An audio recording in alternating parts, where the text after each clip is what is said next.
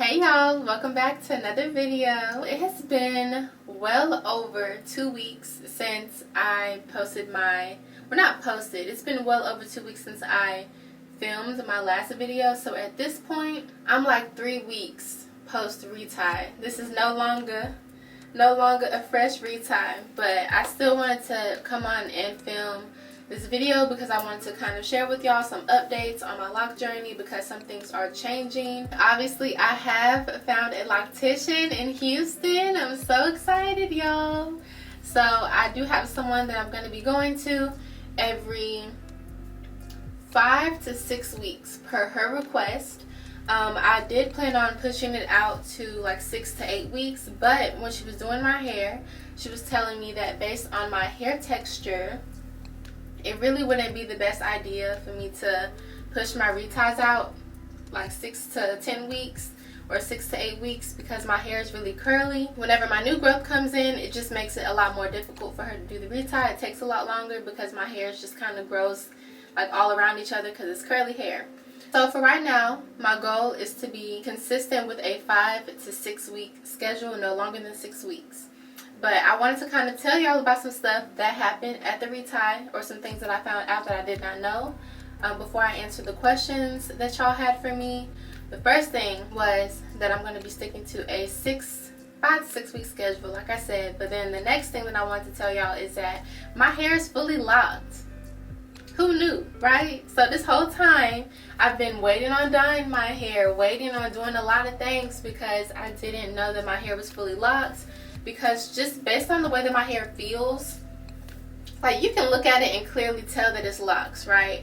But to me, it doesn't feel like, I don't know how to explain it. It just don't feel like it's really locked. You know what I mean? Like my hair still feels, I don't want to say soft, but it doesn't really feel like locks to me. Based off of like other people that I know who have locks, whenever I touch their hair, it just feels different. But I guess that's just a hair texture thing. For right now, I'm fully formed. I mean, there's nothing else that I need to be waiting on. The lock journey is, I don't want to say over, but there's probably going to be no other changes besides growth, or if I decide to cut it, or if I decide to dye it. But pretty much as far as forming, this is it. And some of my ends are not fully locked yet, but it looks like that's just how my hair is going to be, y'all. So there's nothing else for me to really update y'all on like month to month unless I, like I said, decide to cut my hair or do a length check or something like that.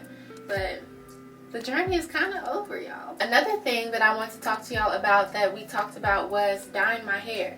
So I told her what color I was looking at doing, and she just so happened to have a sample of hair that she had dyed the exact color that I want to dye my hair. And y'all, I think it's gonna look good when I decide to do it.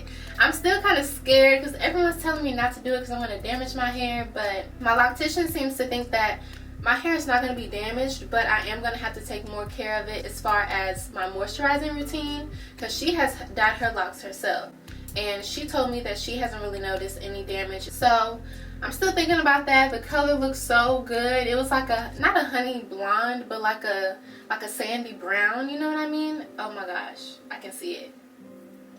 And she even said that it would look really good on me, and I already know it's gonna look really good. She showed me the dye that she used for that sample of hair. She has taken dark hair and turned it into that light color with that dye without having to add bleach to it, so that's a plus. So I won't be bleaching my hair when I do decide to dye it.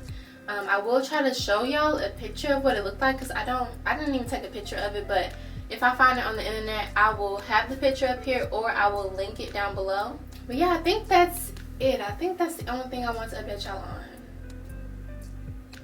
as far as the thing. Oh, another thing, it took her 8.5 hours to do my hair, and she seems to think that it's solely because I waited about 11 to 12 weeks to get my hair retightened again, and she thinks that the time will be pretty much cut way shorter if I stick to the 5 to 6 week schedule, which is to be expected because it's less new growth. I did have every intention on showing y'all my grid and everything, but you don't want to see my grid right now because my hair is just not fresh like how it was. I promise y'all, next time I get my hair done, I will show y'all my grid because she did go in and kind of fix the hairs that were in the back that the last lactician did. So she went in and kind of got me on a better grid so that it matches the rest, like that my mom did whenever my mom was retightening my hair back when I was going through that crisis. If you know, you know. If you don't know, I'll have the playlist link down below where I was just an absolute mess and went way too long without retightening my hair, which I will never, ever, ever in my life.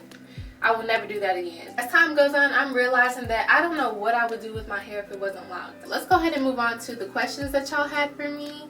I asked y'all on Instagram and on YouTube, so we'll see what y'all had to say. If I do see any questions that are repeating, then I will not answer them if I've answered it for like a billion times before, just to save the people who watch all of my lock updates and stuff some time, because I know y'all don't want to hear the same thing over and over again. So I do have a whole playlist from start to finish, from installation day to my first wash day to all those things, monthly updates up until the 1 year mark.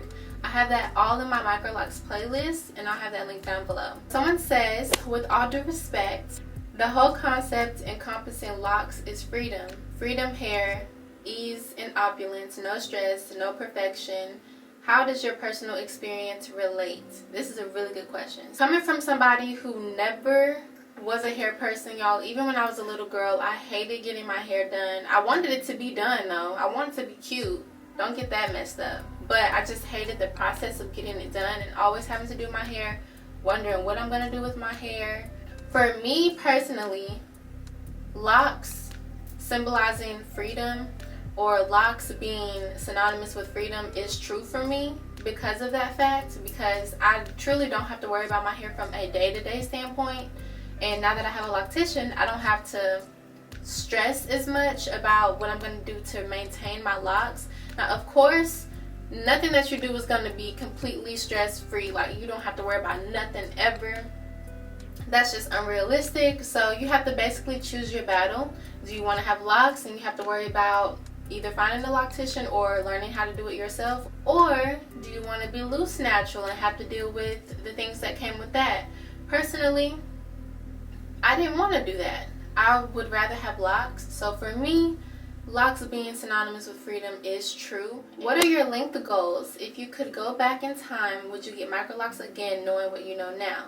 What changes would you make if you were to do it again? My length goal, y'all, honestly, is just like right here, right there, like a little bit above my tailbone. That'll be good for me. If you could go back in time, would you get micro locks again? Yes, I would. I do think that I would be more prepared for what I was getting myself into though, because at the time that I was starting locks, y'all, there were not very many people that had micro locks and sister locks on the internet, at least. I was searching, trying to find videos of like ways that I could kind of find somebody that I could relate to, and I just could not find it. I think that after I started my locks in 2018, that's when I saw like a rise of other women sharing their journey from either starting locks or who have had it for years and just haven't been documenting it. So I think that if I were to restart it, I would pay more attention to, actually, I don't know, this is a good question. I don't know if I would change anything, because to me, most of my problems with my locks were the maintenance part. And I know I keep on saying this, but since I have found somebody that can maintain my hair, my worries are, I have none. I have no regrets anymore. Are there any styles that you've been dying to do lately? Absolutely not. I'm not a stylist person, y'all. I wear my hair middle part, side part, ponytail, bun. That's it. Those are all my styles, because I've just never been the type that likes to style my hair all the time. So my hair being like this, to me, this is the style. It's just how it is, you know? So unfortunately, I'm not one of those micro lockers or sister lockers that can show y'all all these fancy styles, because that's just not in my nature. It's not in my nature to do that. How has your self-love changed after getting locks? I would say that for the most part, my self-love has grown. And I don't want to say a significant amount, but it has grown in the sense of me not having to rely on outside sources to feel beautiful. And not saying that before, when I had loose natural hair, I had to rely on the box braids or whatever to feel beautiful, but it does feel nice to know that I don't have to go out to physically buy something to attach to myself to feel beautiful. So my self-love has grown in that sense. I know you probably mentioned this before, but how do you deal with the dryness of locks and around the hairline? Love your videos. Started my micro locks watching your videos. Okay, thank you. So for the dryness, y'all, I have to say I have fell off of my moisturizing routine. I honestly need y'all's tips for my moisturizing routine because I only use a couple of products. Lately, the only things I have been using is this Melanin Haircare African Black Soap shampoo to wash my hair. I haven't even been conditioning like that, honestly. And then I have this Sweet Almond Oil. I use this, but that is pretty much it. And my hair feels fine, shockingly. It doesn't feel super dry. I just use oil and water, and that's it. Let me know what your moisturizing routine is, because I want to keep it simple. I don't want to do the most, but I also feel like I'm not doing enough. And my hair doesn't make me feel like I'm not doing enough, but I just feel like this is just too easy, you know? Just oil and water, like just this. It just doesn't feel right to me. So where are you with the choice of combining locks? Would you go down to 400 or 300? No, not right now. Again, I'm not opposed to combining my locks like I said before, but right now I'm just not really too pressed on doing it, so I'm okay where I'm at right now.